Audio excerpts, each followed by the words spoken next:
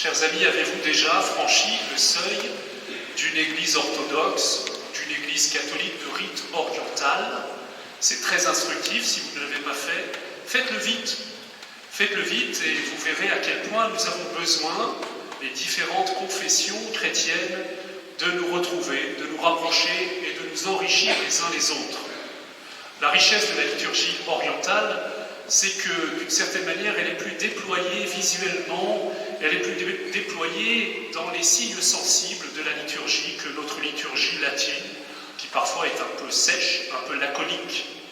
Et en particulier, visuellement, vous observerez que l'espace sacré, c'est-à-dire l'espace du cœur de l'Église, est séparé du reste de l'Église par ce qu'on appelle une iconostase, c'est-à-dire une sorte de mur décoré de manière très exubérante, et au centre de ce mur, une petite porte.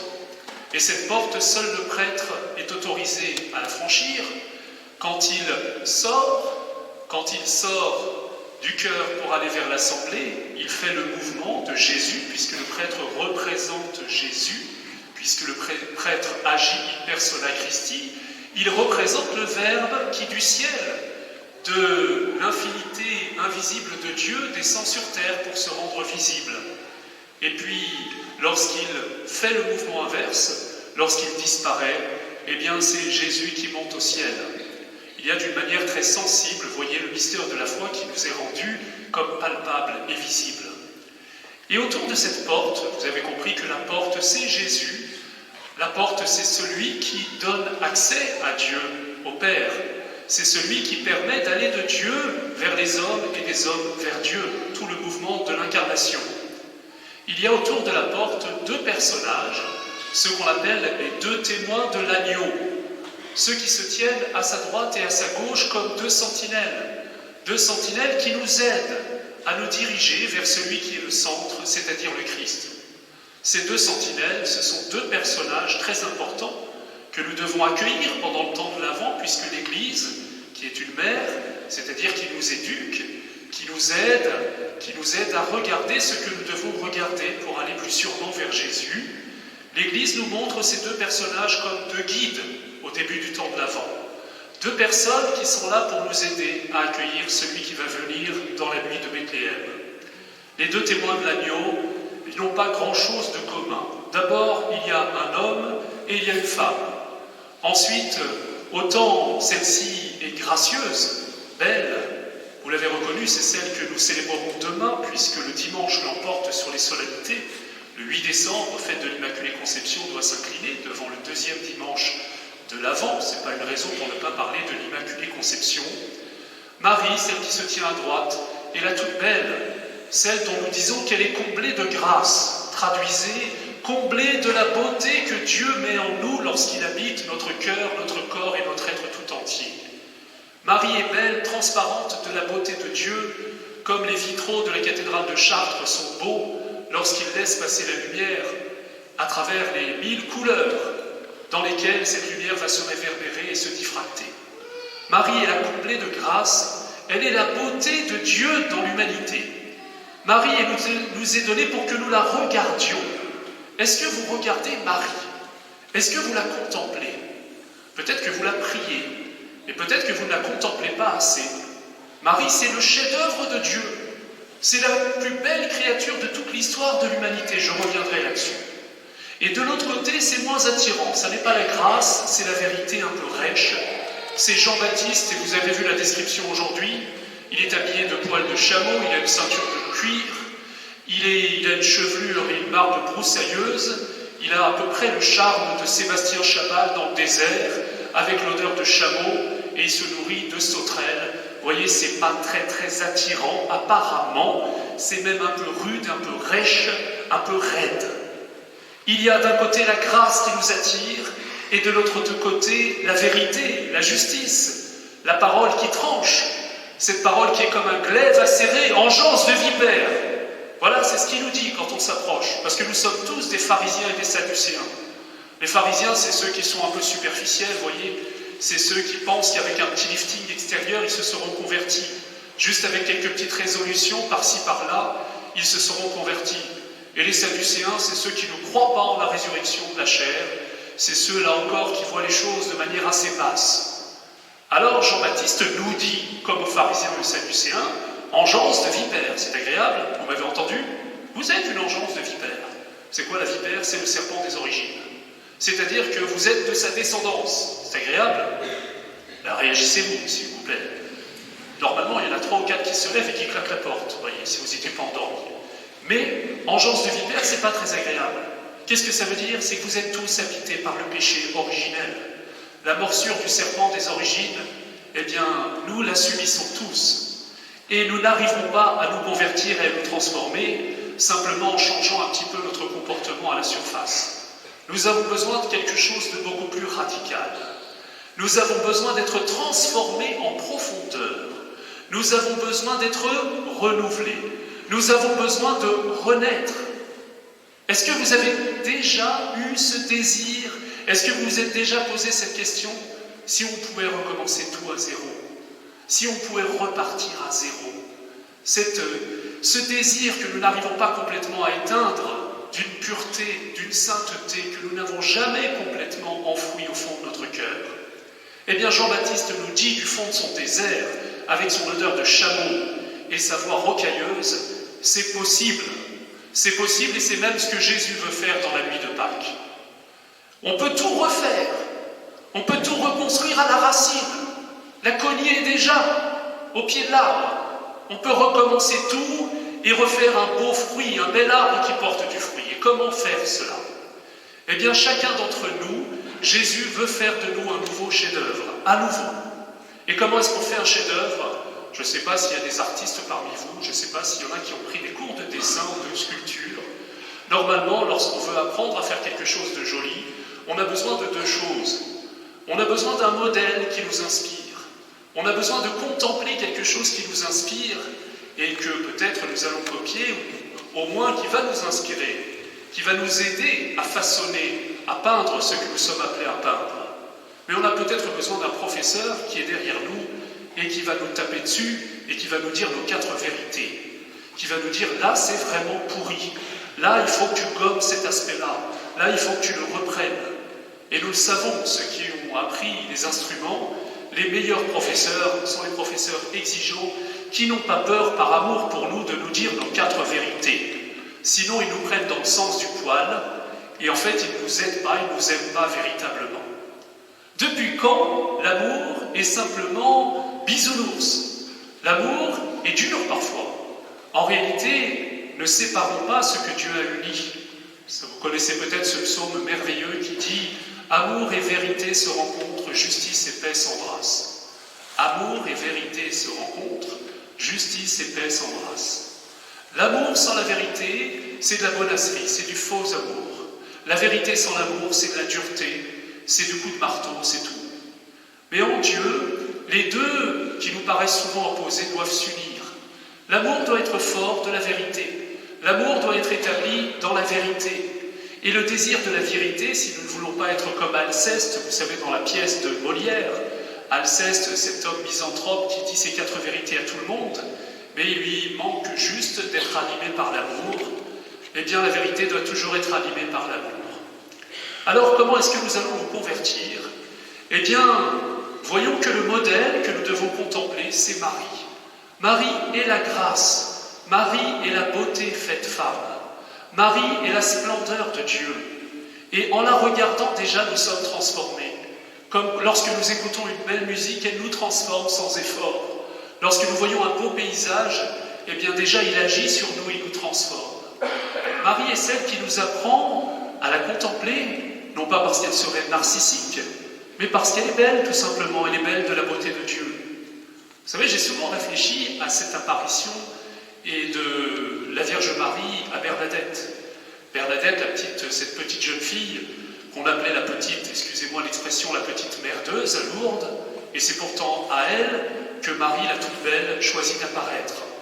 Et lorsqu'elle lui apparaît, Bernadette est bouleversée par à la fois la noblesse de cette jeune dame, comme elle disait, et en même temps, l'amour, la grâce dont elle fait preuve à son égard, dit-elle. Elle me parlait comme si j'étais quelqu'un d'important. Marie, pleine de grâce, va lui dire « Me feriez-vous, dit-elle à Bernadette, me feriez-vous la grâce de venir ici pendant 15 jours ?» Marie parle avec beauté, elle parle avec grâce, et elle nous rend beaux, elle nous rend belles, elle nous rend gracieux avec elle. Nous devons contempler Marie, elle nous apprend à regarder, elle nous apprend à adorer, elle nous apprend à être dans une attitude de contemplation. Est-ce que pendant le temps de l'Avent, nous prenons le temps de voir de belles choses? Est-ce que nous sortons des grands magasins? Est-ce que nous nous échappons? Et moi je vous avoue qu'il y a des moments où quand je suis dans les centres commerciaux, j'ai envie de partir en courant. Ces lumières artificielles qui nous agressent, ces lumières qui nous provoquent, cette musique qui ne nous lâche pas et qui sans cesse excite en nous ce qu'il n'y a pas de plus grand, de plus beau, c'est-à-dire l'instinct de consommation, qui nous ramène à tout ramener pour nous. Et nous pouvons nous échapper et puis rentrer dans une église et il y a une lumière toute différente, qui est une lumière intérieure, douce, celle qui est parfois allumée devant une icône, et une musique peut-être moins agressive qui nous laisse entrer vers l'intérieur. C'est la différence entre la beauté clinquante qui nous agresse dans tous les magasins, et cette beauté qui n'est pas très apparente, mais qui se révèle peu à peu dans la contemplation, celle des icônes, qui nous aide à nous unifier intérieurement, qui nous aide à retrouver le chemin d'une source vive à l'intérieur de nous-mêmes. Cette même source que Bernadette a trouvée en même temps qu'elle a vu la Vierge Marie, vous savez, quand elle a gratté au fond de la grotte, et que cette source toute vive est venue. Eh bien, je suis toujours fasciné dans le récit de cette apparition. Vous savez que Bernadette ne savait pas à qui elle avait affaire. Alors l'abbé Peyramal, le curé de Lourdes, qui a voulu la mettre à l'épreuve, lui a dit « Cette jeune fille, la prochaine fois qu'elle t'apparaîtra, tu lui demanderas son nom. » Et on connaît par cœur cette histoire. La réponse de Marie, c'est « Je suis l'Immaculée Conception ». Je suis l'Immaculée Conception, voilà une phrase que ne pouvait pas inventer la pauvre Bernadette, qui n'avait pas fait de catéchisme et qui était bien loin de connaître la définition dogmatique de l'Immaculée Conception que le pape venait de proclamer, qui était essentiellement connue par les pasteurs, par les évêques, par les théologiens. Alors elle répète consciencieusement pendant tout le trajet « Je suis l'Immaculée Conception, je suis l'Immaculée Conception » et elle frappe à la porte du curé et elle lui crie « Je suis l'Immaculée Conception ». Le curé a compris à ce moment-là qu'elle avait vu la Vierge Marie. Eh bien, c'est quand même étonnant. Quand Bernadette lui demande « Qui es-tu ? Qui êtes-vous » elle répond « Je suis l'Immaculée Conception ». C'est-à-dire, traduction, « Je suis la plus belle créature de toute l'histoire de l'humanité. Je suis plus belle que le soleil. Je suis plus belle que les astres. Je suis plus belle que les plus grands anges. Je suis plus belle que tout. Je suis presque aussi belle que Dieu. » Vous parlez d'une humilité. Eh bien, Marie est humble, parce que Sainte Thérèse d'Avila nous le dit. L'humilité, c'est la vérité. Et la vérité, c'est qu'elle est belle. Et la vérité, c'est qu'elle est belle, non pas d'une beauté qu'elle a créée elle-même, mais d'une beauté qu'elle a reçue de Dieu. L'humilité, chers amis, ça n'est pas de nous dévaloriser. L'humilité, c'est de recevoir ce que Dieu fait de nous. Si vous êtes intelligent, dites que vous êtes intelligent de l'intelligence que Dieu vous a donnée. Si vous êtes drôle, dites que vous êtes drôle et que Dieu veut faire résonner dans le monde, eh bien, l'humour de Dieu. Appropriez-vous ces talents pour les faire rayonner autour de vous. Et Marie dit, je suis l'Immaculée Conception, regardez-moi, arrêtez de vous regarder vous-même, arrêtez de désespérer de ce monde, arrêtez de regarder le mal qui vous entoure, regardez la lumière que je suis l'humanité transfigurée, je suis ce que vous êtes sans le savoir, je suis ce que vous êtes au plus profond de votre cœur, et ça me fait du bien de voir parmi vous certains qui sourient, il n'y en a pas beaucoup, mais c'est les seuls qui ont compris. Est-ce que vous vous appropriez l'Immaculée Conception ? Est-ce que vous comprenez que lorsque vous regardez Marie, la toute belle, eh bien, elle vous éclaire sur ce que vous êtes au fond de vous-même, même si vous avez commis des choses qui vous humilient, même si vous avez honte de vous-même, même si en vous regardant devant la glace, vous ne vous trouvez pas beau, physiquement, moralement et spirituellement. Regardez Marie, regardez l'étoile comme nous le chantons. Regardez l'étoile et elle éclairera ce que vous êtes vraiment. Vous êtes tous des Immaculées Conceptions en puissance. Vous l'êtes tous depuis votre baptême. Vous l'êtes tous aussi parce que Dieu vous a créé et qu'il vous aime. Alors en regardant Marie, vous voyez, on se laisse attirer par elle, on se laisse éclairer, on se laisse transformer. alors vous me direz, il y a quand même du travail à faire. Oui, il y a un peu de travail. C'est là où il faut regarder Marie et puis écouter Jean-Baptiste. Non pas regarder Jean-Baptiste, parce que c'est pas très beau à voir, mais écouter la voix de celui qui crie dans le désert. Nous l'écoutons en même temps que nous regardons Marie. Ça va? Vous regardez Marie, vous écoutez Jean-Baptiste. Vous ne faites pas l'inverse. Ça va, mais il faut être un peu organisé, excusez-moi. Parce que sinon, on va dans des contresens. Regardez Marie et écoutez Jean-Baptiste. Écoutez Jean-Baptiste et Jean-Baptiste va vous dire de changer certaines choses dans votre vie. C'est vrai que Jean-Baptiste va vous dire de corriger certaines choses dans votre vie. C'est vrai que Jean-Baptiste va vous dire parfois des choses pas très agréables. C'est vrai que Jean-Baptiste va vous dire que pour que l'Immaculée Conception éclaire votre cœur, il faut quand même déblayer un petit peu votre cœur. Préparez les sentiers du Seigneur, rendez-les droits, aplanissez les routes. Faites tomber les montagnes d'orgueil qui empêchent la lumière de Dieu venir jusqu'à votre cœur. C'est normal, lorsqu'il y a des montagnes, la lumière s'arrête et c'est l'ombre qui est portée sur ce qui est derrière. C'est-à-dire c'est l'ombre qui est portée sur notre cœur. Alors changez des choses. Confessez votre péché. Pendant la deuxième semaine du temps de l'Avent, eh bien nous prenons non pas simplement la résolution, mais nous décidons et nous le faisons d'aller nous confesser. Et nous n'irons pas à Noël sans avoir entendu la voix de Jean-Baptiste qui nous dira « Allez-y, allez-y, dites pas j'irai la fois prochaine ». Vous savez, autrefois, on disait qu'on faisait ses Pâques, c'est-à-dire minimum syndical, se confesser une fois avant Pâques. Minimum syndical, alors moi j'ai vécu 3 ans en Italie, là-bas on est très sérieux avec ça. Donc on est convoqué par des prêtres, par exemple en Sicile, parce qu'ils vont confesser tout leur village. Juste avant Pâques, pendant la semaine sainte. Ça fait du travail, donc on embauche des prêtres de l'extérieur, et c'est bien quand ça vient de l'extérieur, parce qu'on peut raconter nos histoires avec nos voisins et nos voisines, et puis il n'en reparlera pas par la suite, à supposer qu'un prêtre puisse en reparler. Mais c'est beau quand même, de penser qu'on ne peut pas aller vers la fête sans avoir fait un nettoyage au Karcher, sans avoir laissé la parole de Dieu venir dénoncer ce qui s'oppose à la grâce en nos cœurs. Chers amis, est-ce que nous allons nous confesser avant Noël? Oui, bien sûr. Parce que l'enfant de la crèche ne naîtra pas dans notre cœur. Nous ne retrouverons pas notre cœur d'enfant. Nous ne nous laisserons pas transformer par la contemplation de Marie l'Immaculée si nous n'apportons pas quand même un petit peu de notre coopération. Non pas de vouloir nous transformer par nos propres forces. Non pas de dire demain j'arrête de fumer, demain j'arrête de médire sur ma voisine, puisqu'on n'arrêtera pas.